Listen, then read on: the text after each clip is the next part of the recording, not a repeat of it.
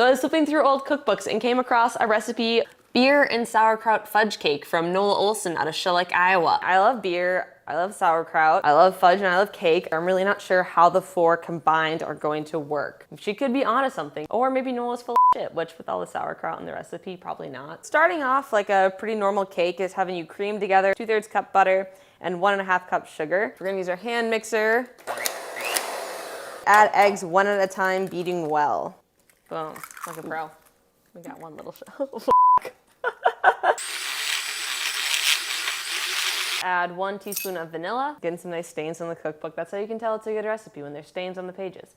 And there were not any stains on this page. And next up, we're gonna do our dry ingredients. So in a separate bowl, sift cocoa flour, baking powder, baking soda, and salt together. Now ready for the part I'm most excited about and maybe a little nervous for. Though I mean, I guess I've heard of beer in baked goods before. You got beer bread. All right, crack that open. It's really hard not to drink it. Just a reflex, crack it open, ready to go. Don't drink your beer because it's gonna go in your cake. I'm gonna go a little beer, a little dry ingredients, a little beer, a little dry ingredients. We're gonna measure out 1 cup of beer. Don't want too much head. Perfect. Now the rest of that is for you. Mix it in. I think, God, this looks disgusting. I think it's curdling the butter.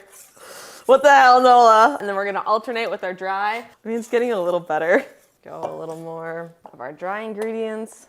Okay, it's starting to get a little bit less scary. Almost to the end of it. We're gonna stir in our sauerkraut. So right away, the smell of sauerkraut.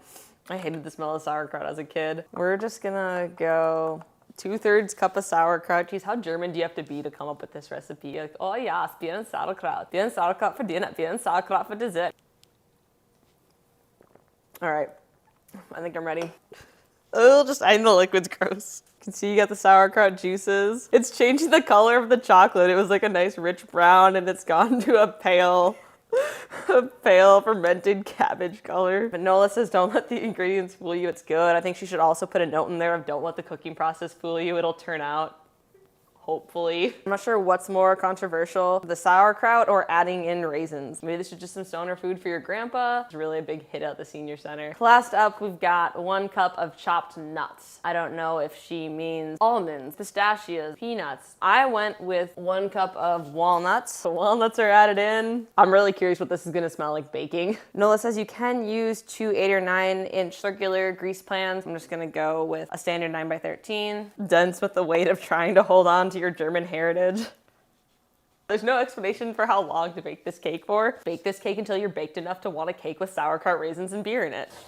All right, goodbye, mystery. I'll see you who knows when. I really don't know when. She didn't tell me how long. So the cake is cooled. I frosted it. Nola said to frost it, but didn't leave a frosting recipe. You have no idea that there is sauerkraut or beer or nuts and raisins. All right, moment of truth, time to cut into the cake. I'm not sure if I'm just like nervous or excited. Like I am really curious how this cake is gonna taste. Let's get into it. Nice big piece. It's actually pretty good. What got me was not sauerkraut. I bit into a raisin. Oh wait, I think I see some sauerkraut there. No, I think that's another raisin. I say it's actually a pretty good recipe. I agree with the don't let the ingredients fool you. It's good. I'm gonna recommend a beer and sauerkraut fudge cake. Turned into Nola Olson. We just really connected over this experience.